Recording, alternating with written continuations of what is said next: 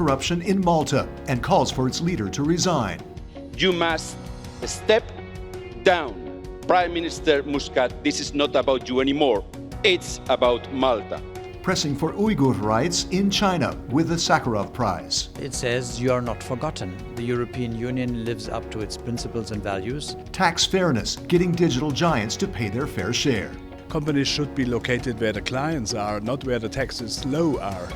Saving the bees, a push for more funding, monitoring and action. Nurture Mother Nature, I think that's absolutely key.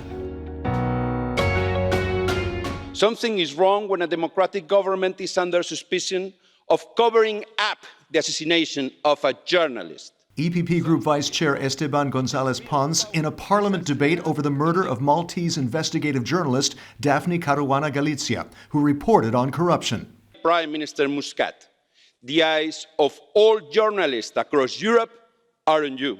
The 2017 car bombing has been linked to a prominent businessman, and officials have been linked to the cover-up. Prime Minister Joseph Muscat has agreed to resign after his replacement is chosen in January. But to many, that's not soon enough.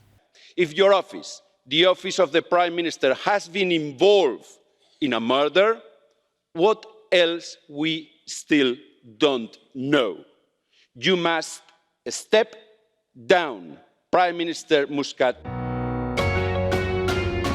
This year's Sakharov Prize went to an ethnic Uyghur dissident jailed by the Chinese government, Ilham Tohti.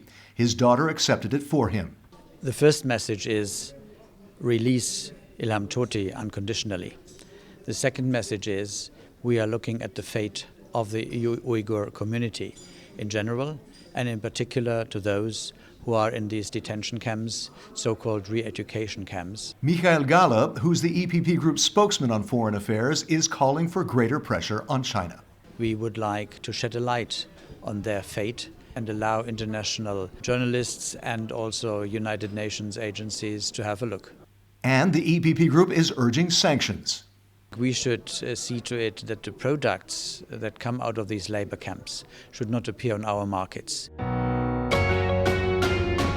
Of course, they have to pay their fair share on taxes, and that is what we want to achieve. The EPP Group's Markus Felber, as Parliament called for EU-wide corporate reporting to make sure multinationals like Google and Amazon pay their taxes where they earn the income. As EPP, we have already in the last period established a legislation on the so-called common corporate tax base, but now we have initiatives on OECD level, and I think it makes sense to have an international standard. Felber is a member of the Economic and Monetary Affairs Committee and is the EPP Group's shadow rapporteur of the legislation. If we establish that at the end, that we have a fair tax competition and we tax there where the revenues are created, then we are on the right track wherever a company is located.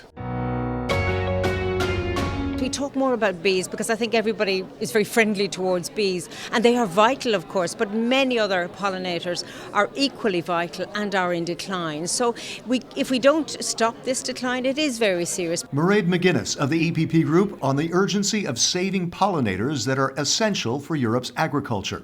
The European Parliament on Wednesday voted for more research, monitoring, and possible reductions in pesticide use. One of the things we need is to learn more as to why it's happening. As a member of the Agriculture Committee and having grown up on a farm herself, McGuinness is indeed aware of the need to take action. Can we manage pesticides, or rather manage the need for pesticides so that we reduce our use? I think that together we can find solutions, and here in the European Parliament that's what this resolution is about, trying to find solutions so that we don't turn our back on nature but rather turn towards nature again.